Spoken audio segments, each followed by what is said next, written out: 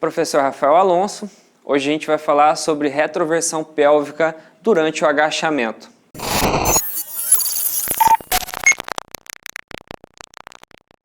Bom, primeiro a gente precisa entender que pode existir dois tipos de problemas relacionados com a retroversão pélvica ou esse tilt posterior da pelve. O primeiro caso, que é esse daqui, é quando a gente olha a pessoa e já observa que em uma postura estática ela já se encontra com essa pelve em retroversão. O segundo caso é um caso em que você observa a pessoa agachando e em determinada parte do agachamento ela começa a realizar esse movimento de retroversão da pelve. Por que categorizar esses dois tipos? Porque esse primeiro tipo, em que você já observa a coluna da pessoa mais reta, ela mais achatada nessa região lombar, pode ser que a pessoa tenha uma disfunção musculoesquelética e que um fisioterapeuta precise interagir para que ela altere essa questão. Já nesse segundo caso, em que a pessoa durante o agachamento começa a fazer essa retroversão pélvica, a gente precisa entender o que o corpo dessa pessoa quer dizer para a gente com esse movimento da pelve. Então pode ser que durante algum momento aqui ela perca a estabilidade ou a mobilidade de algumas partes do corpo e esse movimento começa a acontecer, ou pode ser uma questão morfológica e que questões morfológicas a gente não consegue alterar tanto essa região do quadril, mas a gente consegue sim otimizar essa questão caso ela seja morfológica.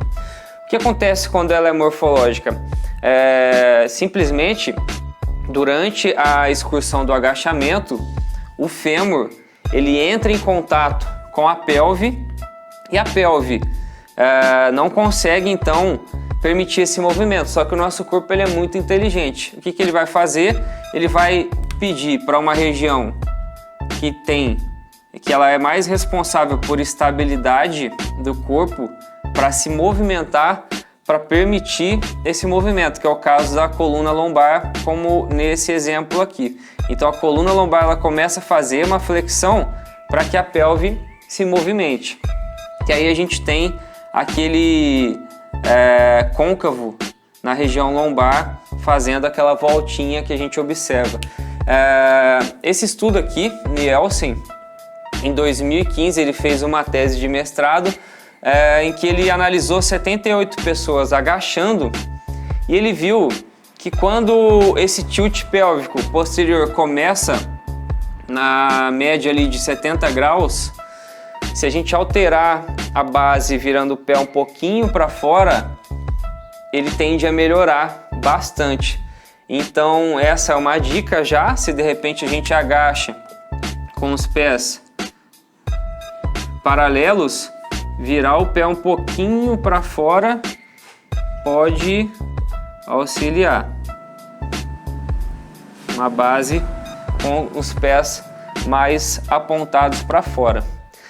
Entretanto, se a pessoa tem uma questão morfológica acontecendo aqui, a gente consegue atuar na articulação do tornozelo dessa pessoa para a gente aumentar essa mobilidade de tornozelo, se ela tiver, é lógico, alguma restrição. Para quê? Para a gente conseguir trazer o corpo dessa pessoa mais para frente, mais alinhado e tirar um pouco dessa tensão do quadril. Então essa é uma possibilidade também. A gente vai fazer um teste. Eu vou mostrar para vocês um teste para observar como está essa mobilidade de tornozelo, para a gente conseguir então partir com uma aplicação para melhorar essa condição. Beleza, então em relação à mobilidade de tornozelo, a gente vai aplicar um teste próximo de uma parede, que é um teste de 5 polegadas, bem fácil de ser aplicado, e a gente vai pedir um feedback para o cliente para ver o que ele sente ao realizar o teste. Então o teste é bem simples, a gente vai fazer um joia com a mão, colocar na ponta do pé e achar essa distância da parede. Coloca ele numa postura semi-ajoelhada. A gente vai pedir para ele tentar chegar com o joelho mais próximo da parede sem tirar o calcanhar do chão. Então, cheguei o mais próximo que eu consegui, a gente mede essa distância aqui, ó. No meu caso, deu 4 dedos. E você vai pedir um feedback para a pessoa se quando ela faz essa força aqui para frente, se ela sente alguma dor nessa região aqui da frente ou não. Se ela sentir uma dor na região da frente aqui do tornozelo, ela pode ter algum problema relacionado a um bloqueio do movimento do osso talos em relação à tíbia, e isso pode dificultar o movimento aqui de dorsiflexão dela. Se ela não sentir nenhuma dorzinha nessa região, nenhum incômodo nessa região, o problema pode estar relacionado mais ao tecido mole e à flexibilidade da cadeia posterior, principalmente aqui do gastrocnêmio e dos isquiotibiais. Por via das dúvidas, mesmo pedindo o feedback da pessoa, eu faço as duas coisas. Eu vou trabalhar o tecido mole e eu vou também trabalhar essa mobilidade. A gente vai ver as duas coisas, como fazer. E essa mobilidade relacionada a esse bloqueio, eu utilizo uma mobilidade de contração que é bem simples, a gente vai ver agora. Então, para o trabalho de tecido mole, a gente vai utilizar um rolo de espuma ou uma bola bem densa, bem dura, pode ser uma bola de beisebol, uma bola de lacrosse, também funciona. Então, eu vou aplicar na minha perna direita, faço um peso com a perna esquerda em cima, e a gente não vai só fazer um frente-trás aqui com o rolinho, a gente vai procurar por uma área mais dolorida e fazer pressão em cima dela e segurar aqui mais ou menos 30 segundos. Eu posso fazer também movimentos com o pé para intensificar um pouquinho mais essa massagem. Então não adianta só eu ficar para frente e para trás. Tem que achar um ponto tenso e insistir nele ali até que ele suma. Com a bolinha, mesma coisa.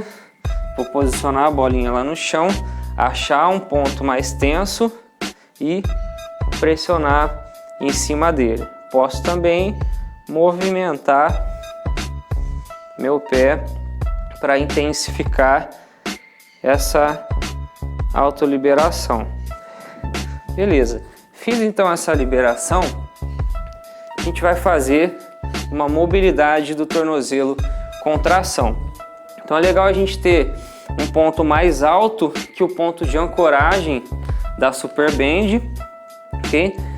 Feito isso, eu vou posicionar essa Super Band abaixo dos maléolos aqui, então não adianta eu colocar ela acima porque ela não vai fazer aquela tração no osso talos que a gente quer, trazer o osso, deslizar o osso para trás enquanto eu vou com minha tíbia para frente. Então eu posiciono ela bem mais baixo e faço bastante tensão aqui nessa fita. Feito isso, aí sim eu faço um movimento para frente, posso segurar aqui 10 a 15 segundos e retornar, sempre com essa fita fazendo uma pressão para baixo. Então eu vou aplicar aqui em torno de 15 repetições, logo depois da autoliberação, e vou refazer o teste de 5 polegadas para ver se eu obtive algum resultado. Então acabei de fazer a mobilidade, vou refazer o teste, faço lá o sinalzinho de joia, posiciono meu dedo lá na parede, postura semi-ajoelhada e aproximo o máximo que eu conseguir. Olha só, agora a gente já tem 3 dedos aqui, ó. Antes estava com 4.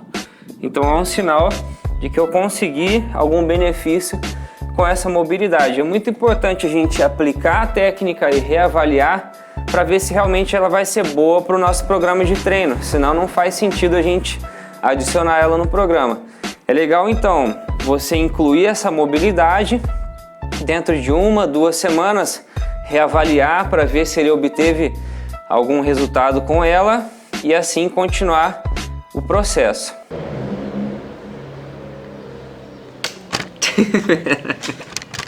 Vai pra lá, cara. Então uma outra ferramenta que a gente vai utilizar é o teste de Thomas, aqui na minha garagem extremamente adaptado. Então você vai precisar de um banco, mais ou menos aí da altura do seu joelho.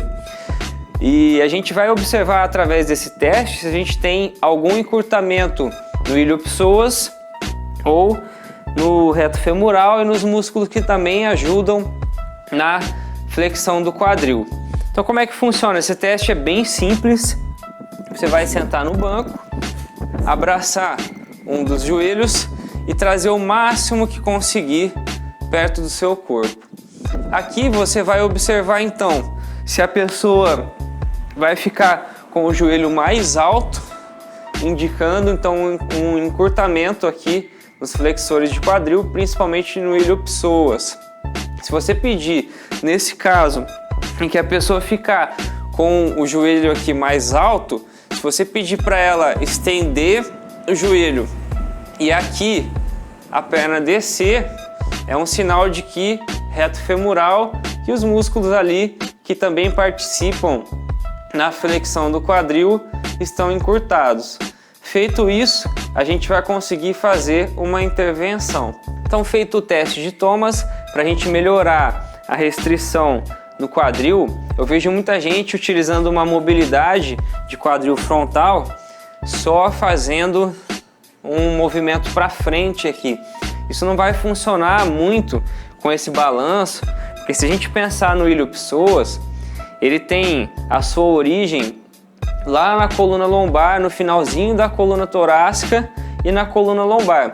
Então se a gente fizer esse movimento para frente, o ilho-psoas está puxando a nossa região lombar para frente. A gente está fazendo uma hiperlordose aqui e o músculo em si não vai ser alongado, não vai acontecer nada. Então o que a gente precisa fazer? Estabilizar essa região lombar para depois fazer o movimento. Como a gente faz isso? É até engraçado, porque a gente está pensando em melhorar a retroversão pélvica, mas nesse caso a gente precisa criar uma retroversão pélvica, contrair forte o glúteo. Só a partir daí você já vai começar a sentir a região dos flexores de quadril alongar. E depois disso, a ideia não é fazer um movimento rápido de balanço. A ideia é criar essa retroversão, contrair o glúteo, já começa a sentir esse alongamento. A partir daí a gente faz um movimento para frente, sente alongar por cerca de 5 segundos e aí retorna. A gente mantém essa retroversão, faz um movimento, segura por 5 segundos e retorna. E a gente repete isso de 15 a 20 repetições e depois muda o lado. Então faz retroversão pélvica, contrai o glúteo. Você pode usar uma dica aí, imaginar que a pessoa vai levar uma chinelada na bunda. Eu sempre uso essa dica, dá muito certo para a pessoa contrair de fato o glúteo e depois fazer o movimento. Então repetindo, a gente cria uma região estável para conseguir alongar os flexores de quadril de fato.